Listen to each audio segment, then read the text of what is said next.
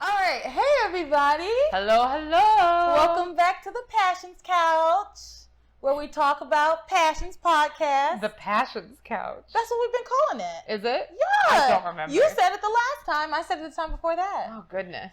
We've been calling it the Passions Couch. The PC. It's where we do Passions Podcast. Yep, that's right. And now you are here with us. You've fallen into the post show. Yep. So welcome. Hello. So today is the post show for episode 31. Yep. Yes. Mm-hmm. Of the podcast, and we're going to talk about a few different things today. That's right. Where would you like to start? I want to start. Where do you think I want to start? Teresa. Always. Y'all. Teresa this week, she was unhinged. She's manifesting. She is manifest destiny. That girl is getting what she wants, no matter what. But she is unhinged, like hysterical. Mm-hmm. And you know what I really loved this week was that the escalation of not only Teresa but of Pilar as well. We've been waiting for it for such a long time. It was refreshing to see Pilar rise to the level that Teresa has been at. I think for such a long time, Teresa's been up here, and so Pilar has been like, I'm going to stay down here. I'm going to try and stay regulated so that I can regulate my dysregulated daughter, right? And Pilar finally was like, nope. She's like, I got to match you this time, and I loved it. Yeah. Well, but she had to meet Teresa where Teresa was this time, because Teresa was physically like just about to destroy herself. And so Pilar was holding her back, literally. It was interesting because she was comforting her and holding her at the same time as she was holding her back, right? There were 2 or 3 or 4 different things happening at the same time. And there were multiple times where she just like grabbed Teresa by the arm and pulled her somewhere else, like, you're coming with me. Going down these stairs. We got to get out of this bedroom. And I know we've said it before, but Pilar is actually at the end of her rope. I've said it so many times. This poor woman's at the end of her rope. No, I think we finally hit it today. Poor Pilar. Because her daughter just is not listening. And you know how frustrating it is when someone's just not listening to you? And I keep saying the same thing to you. You should be listening to me, but you just are not. And it's so frustrating. And I can only imagine. I'm not a mother, but I do have students, you know what I mean, who I'm like, you just not listening to me, you know? And to be in this kind of situation where it is literally kind of their livelihoods on the line, that's got to be so stressful. Pilar's worried about her job. She's worried about her job. She's worried about her missing husband, her missing son, her daughter who's losing her mind, her son that she just saw half naked in Sheridan's room, who just discovered that they used to live in the cottage. Like, she is dealing with so much. She's got Julian Crane, his little sushi snack. Nobody tell Pilar about Charity's fucking premonition. Oh my God. So Pilar, like, that's one thing. Pilar is not aware of Charity's shit. That's the one thing. Oh, she's keeping the secret of Bermuda from Luis. Yep. She knows she's got too many irons in the fire. This woman. Yep. Yeah. No, don't tell her about Charity's premonition. Can you imagine? And Miguel. Yeah. The one she doesn't have to worry about. Sweet himbo of harmony. Can you imagine? Because Pilar's also very, very religious. And so she believes in like the powers of goodness and evil and darkness. So if somebody told her Charity was having like these premonitions about the prom boat disaster and that evil was coming. I think you mean prom-onitions. Prom-onitions.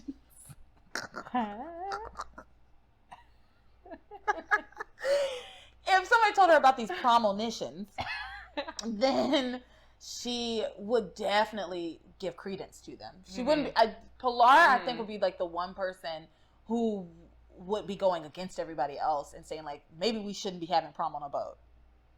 Yeah. Because I think she would believe Charity. Yeah. I think she would. I don't think she would want to take that chance with the big guy.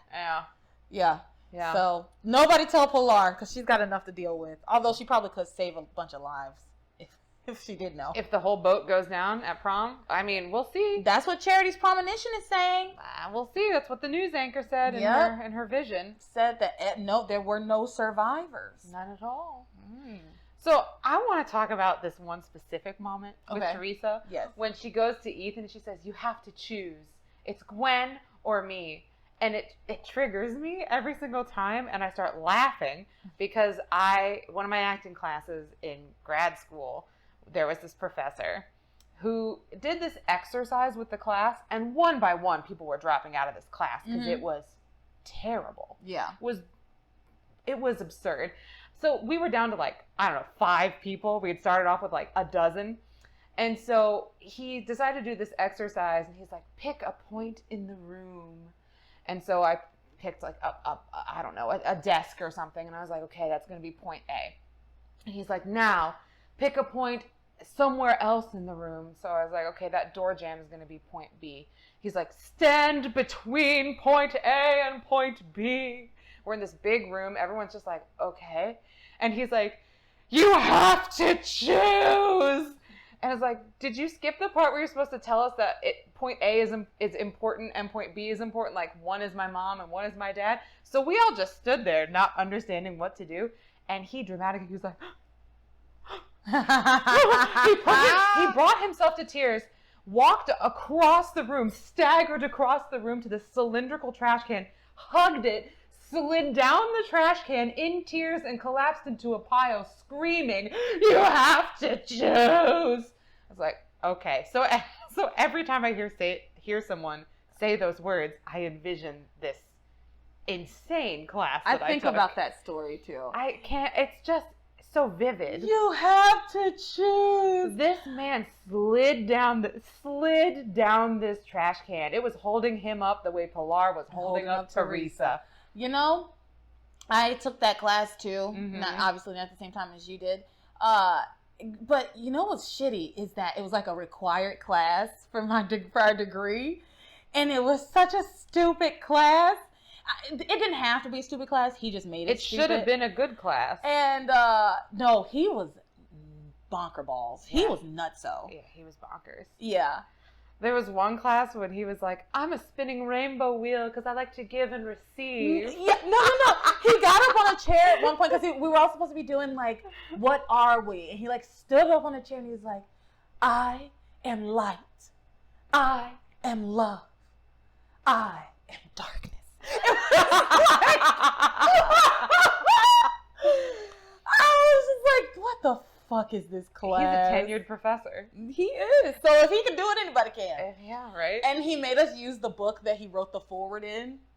Oh, it's probably on that shelf right over there. Yeah, that book. I was like, why are we using this book? And then I realized he wrote something in it. I didn't even know. Yeah, part of it. Whatever. Whatever. Anyway, whatever. You have to choose. You have to choose. So I'm having a conniption in my room. I'm watching this episode having a conniption this entire time. You have to choose. Teresa, she says that to him. She walks right up to him and says, it's either Gwen or me. And we just gloss over it. Yeah. If I was Gwen, I'd be like, what the fuck is this bitch talking about? Either Gwen or me. What are you talking about? The only person who doesn't gloss over it is Ethan. Mm-hmm. He's the only person who returns and is like, Teresa, is there something else that you wanted to tell me? Are you sure that's it? He's the only person who returns to it. Like I said in the show today, Gwen will be getting no sympathy from me because she is not taking any of the signs. In fact, she has thrown these two together. Yeah. And she's not seeing any of the signs. She's not there. Well, except then she shows up and says a lot of damning things. You've never treated me this way. You've never kissed me like this. You've never been so passionate to me. Mm-hmm. Yeah, I mean, she's saying a lot of things that it's like, come on, girl, listen to what you're saying. At first, I felt bad for Gwen, but that's because of Ethan. And I do feel bad for Gwen because of Ethan. He is cheating on her, which is wrong. Mm-hmm. But she's not doing herself any favors at all. She's making the situation worse for herself. She's so laser focused on getting married. Mm-hmm. She's got those blinders on. She's refusing to see anything that doesn't support what she wants. She does not give a fuck about their relationship. Uh-huh. She doesn't care about their marriage. She wants a wedding. And there's a big difference. That's like how she was hyper focused on just like the ring. I want the ring. I want a ring. A ring doesn't keep a man from cheating on you, obviously. Yeah, a wedding doesn't keep a man from cheating on you. Exactly. It's the same thing. Yeah. She's so worried about this wedding that she has not. That's another thing. Like, here, worried about the wedding, but also absent. Completely absent. And like, I get it. You have a job and you need to be at work. Then don't have your wedding now. She wanted to have it. Ethan was like, let's wait till next spring. And she's like, no, we're going to do it now. That's what I'm saying. Yeah. Then let's not have our wedding now. Yeah. If you're not going to be here and available for it. Like, again, this is why Gwen will get no sympathy from me. Because also, she has passed the buck to Teresa for her wedding that she so desperately wanted, and has pushed her fiance into a situation with this girl, young girl, who is moony-eyed and dreamy and thinks of fairy tales and fate is real, which it is, I guess, in these realms. But she's been completely absent, and if I were Ethan, I'd be mad at Gwen about that.